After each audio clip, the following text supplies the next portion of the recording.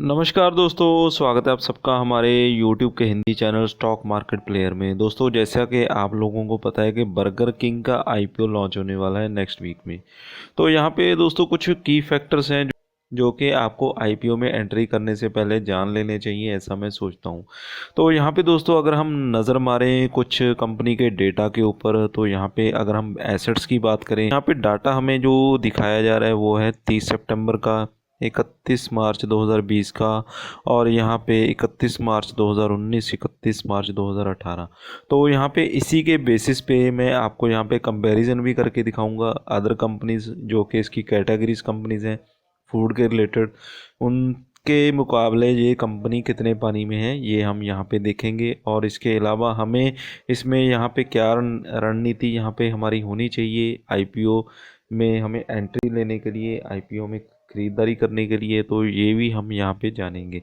तो यहाँ पे दोस्तों अगर हम बात करें टोटल एसेट की, तो 11,771 का काउंट आ रहा है, और मार्च की बात करें 11,977, और अगर हम 2019 की बात करें मार्च की 9,204, और यहाँ पे अगर 2018 की बात करें 7,303, और यहाँ पे टोटल रेवेन्यू की बात करें दोस्तों, और यहाँ पे आपको बता दूं कि जो रेवेन्यू दिया गया है वो मिलियंस में दिया गया है। तो यहाँ पे दोस्तों अगर हम रेवेन्यू की बात करें तो यहाँ पे 1516 मिलियन ये 30 सितंबर में हुआ, 8,468 ये 2020 मार्च में, और 2019 में 6,441, और यहाँ पे 31 मार्च 2018 को 3,887। यानी कि अगर हम यहाँ पे बात करें तो रेवेन्यू में अच्छा खासा हमें यहाँ पे ग्रोथ देखने को मिल रही है।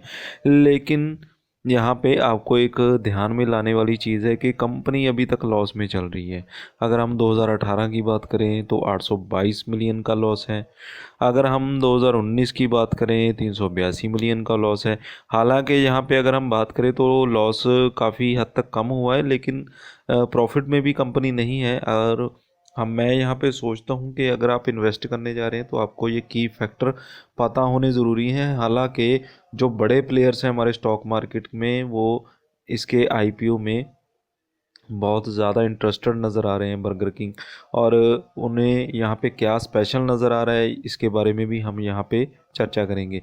और यहाँ पे दोस्तों अगर हम बात करें कि यहाँ पे 31 मार्च 2020 को फिर से यहाँ पे आप देख सकते हैं जंप लगाया लॉस ने, 765 मिलियन का लॉस यहाँ पे आया। और यहाँ पे तो इसने 30 सितंबर 2020 रिसेंटली जो इसका रिज़ल्ट आया है वो 1189 का यहाँ पे लॉस हमें शो हो रहा है। तो यहाँ पे मेरे कहने का भाव है कि हम यहाँ पे अगर IPO में एंट्री करते हैं, IPO लेते हैं, तो यहाँ पे पहले तो ये बात जान लीजिए कि यहाँ पे जो बर्गर किंग कंपनी है वो अभी तक लॉस में चल रही है।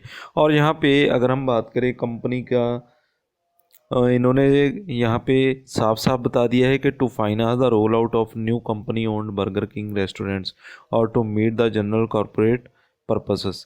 और यहाँ पे कंपनी को पैसों की नीड है, उन्हें अपना जो बिज़नेस है वो यहाँ पे एक्सपांड करना है। तो एक्सपांड भी इनकी जो रणनीति है वो यहाँ पे IPO में पैसों को कलेक्ट करके उसके बाद यहाँ पे एक्सपांड करने की यहाँ पे इनकी यहाँ पे नीति हमें नज़र आ रही है।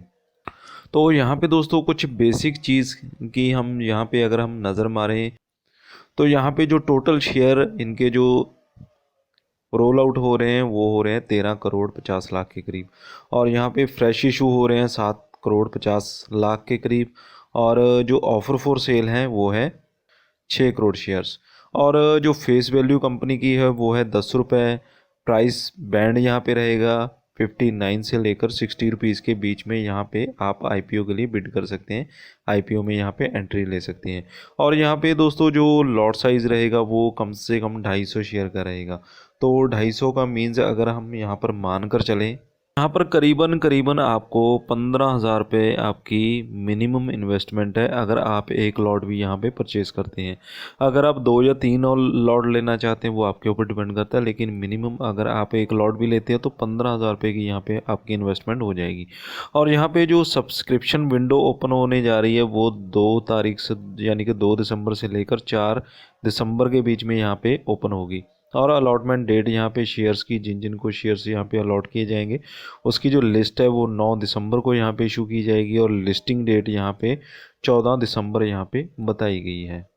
तो यहाँ पे दोस्तों अगर हम स्टेक की बात करें तो QSR एशिया का यहाँ पे स्टेक सबसे ज़्यादा है और नंबर ऑफ शेयर्स इनके आप देख सकते हैं कितना बड़ा आंकड़ा यहाँ पे है।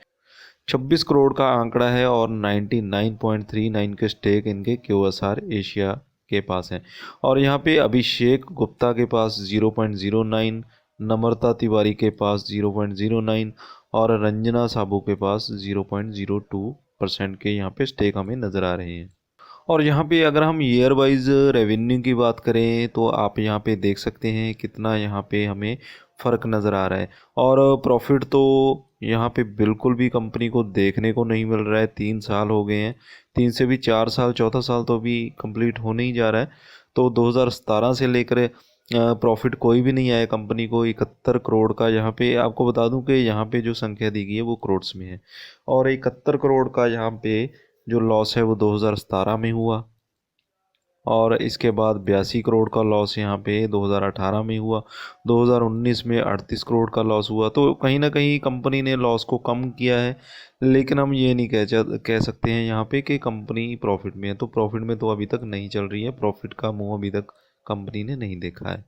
अगर हम यहाँ पर मार्केट सबसेक्शन की बात करें तो मार्केट साइज़ आप देख सकते हैं चेन मार्केट में 35,000 है, स्टैंड अलोन मार्केट में यहाँ पे 1,09,600, रेस्टोरेंट और होटल्स में 11,500 और अनऑर्गेनाइज्ड मार्केट्स में 2,53,500 का आंकड़ा हमें यहाँ पे नज़र आ रहा है।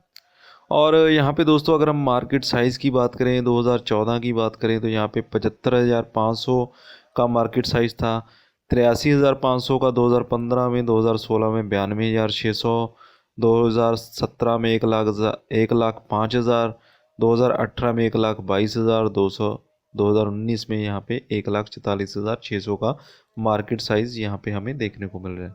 और यहाँ पे 2024 की बात करें तो यहाँ पे कंपनी अपना टारगेट लेके चल रही है 3,19,000 का मार्केट साइज़ यहाँ पे टारगेट लेकर चल रही है। और यहाँ पे दोस्तों अगर हम बात करें कॉम्पिटिटर कंपनीज़ की तो उनके हिसाब से बर्गर किंग कहाँ पे स्टैंड करती है तो उस हिसाब से भी आप देख लीजिए। अगर हम बर्गर किंग की बात करें 644 का रेवेन्यू है, 644 करोड़ का। प्रॉफिट आफ्टर टैक्स यहाँ पे लॉस में है कंपनी। और वहीं इनके कॉम्पिटिटर जो हैं वो रेलेवेंट सेम कैटेगरी से हैं, जुबलिएंट फूड वर्क्स की। तो यहाँ पे रेवेन्यू इनका देखिए आप 3609 करोड़ का और प्रॉफिट आफ्टर टैक्स यहाँ पे आया 31 करोड़ का। और यहाँ पे रिटर्न ऑन कैपिटल एम्प्लॉयड यहाँ पे 47.70 है। और इसी तरह से अगर हम वेस्ट लाइफ डेवलपमेंट की बात करें 1417 करोड़ का रेवेन्यू है, प्रॉफिट आफ्टर टैक्स 40.3 करोड़ का है। और अगर हम रिटर्न ऑन कैपिटल की बात करें 9.13% यहाँ पे है। तो यहाँ पे दोस्तों लगे हाथ ये भी देख लीजिए कि कितने आउटलेट्स हैं इनके कॉम्पिटिटर्स के और जिस कंपनी ने आईपीओ लॉन्च किया उनके। तो यहाँ पे डोमिनोज़ की बात करें तो यहाँ पे 1249 का यहाँ पे आउटलेट्स हैं इनके, यानी कि फ्रेंचाइजीज़ हैं। सबवे के 660 हैं, मैकडोनल्ड्स के यहाँ पे 470 हैं, KFC के 400 हैं, वाओ मोमो में 221 हैं, बर्गर किंग के यहाँ पे 202 हैं और इनके नीचे एक ही कंपनी का नाम यहाँ पे आ रहा है हल्दीराम, जिसके 73 यहाँ पे आउटलेट्स हमें नज़र आ रहे हैं। तो यहाँ पे दोस्तों ये हैं कंपनी के की फैक्टर्स। अगर हम मोटा माटी बात करें कंपनी की तो कंपनी तो एक लॉस मेकिंग कंपनी है और यहाँ पे 3 साल से ये 3 से भी 4 साल से ये लॉस में ही चल रही है। और यहाँ पे इन्होंने आईपीओ लॉन्च करने का भी इनका मकसद ये है कि कहीं ना कहीं इनको पैसों की ज़रूरत है अपना बिजनेस एक्सपेंड करने के लिए। तो इसी के लिए ये यहाँ से पैसे कलेक्ट करने की आईपीओ में कोशिश कर रहे हैं। तो यहाँ पे दोस्तों मेरी रणनीति ये रहेगी कि आपने यहाँ पे पहले दिन परचेजिंग नहीं करनी है, उस दिन आपने यहाँ पे रुकना है, देखना है कि कितने जो इन्वेस्टर हैं वो यहाँ पे आ रहे हैं, कितनी सब्सक्रिप्शन यहाँ पे हो रही है। उसके अगले दिन भी आपने ख़रीदारी नहीं करनी। यही आपके लिए यहाँ पे अच्छा रहेगा, क्योंकि जो बड़े प्लेयर्स हैं वो यहाँ पे देख ज़रूर रहे हैं, इंटरेस्टेड ज़रूर है, लेकिन असली चीज़ हमें तभी पता चलेगी जब आईपीओ आएगा, कितने लोगों ने वहाँ पे इन्वेस्ट किया है या वो सिर्फ एक न्यूज़ ही क्रैक कर रहे हैं, लेकिन इन्वेस्टमेंट करने के लिए कोई भी तैयार नहीं है। ये हमें एक्चुअल में तभी पता चलेगा। अगर आपको सब कुछ ठीक लगता है, सब कुछ आपके फेवर में जाता हुआ दिख रहा है, अगर आप इंटरेस्टेड भी हैं आईपीओ में एंट्री लेने के लिए, परचेसिंग करने के लिए, तो आप कर सकते हैं तीसरे दिन लगभग 12 से तो आप परचेजिंग कर सकते हैं तीसरे दिन लगभग 12 से 1 बजे के बीच में। तब आपको यहाँ पे पूरा एक मार्केट का आपको साइज़ पता चल जाएगा, सब्सक्रिप्शन साइज़ पता चल जाएगा। उसके बाद आप अपनी जो रणनीति है वो यहाँ पे तैयार कर सकते हैं। तो यहाँ पे दोस्तों मैंने आपको कुछ की फैक्टर्स दिखाए हैं, ताकि अगर आप आईपीओ में परचेजिंग करने जा रहे हैं तो आपको सबसे पहले तो ये पता होना चाहिए कंपनी कहाँ स्टैंड करती है, कंपनी का प्रॉफिट और लॉस कैसे चल रहा है, और कंपनी के जो कॉम्पिटिटर्स हैं वो कहाँ पे स्टैंड करते हैं। ये कंपैरिजन मैंने आपको यहाँ पे करके दिखाया। तो आगे आपने अपने फाइनेंशियल एडवाइज़र से एडवाइस लेनी है, उनके अकॉर्डिंग ही आपने चलना है। तो यहाँ पे मैंने एक जस्ट अपना पॉइंट ऑफ व्यू आपके सामने रखा है। तो दोस्तों इसी तरह की वीडियोस देखने के लिए हमारे चैनल को सब्सक्राइब कर लीजिए और साथ में दिए गए बेल आइकन को दबाना ना भूलिएगा।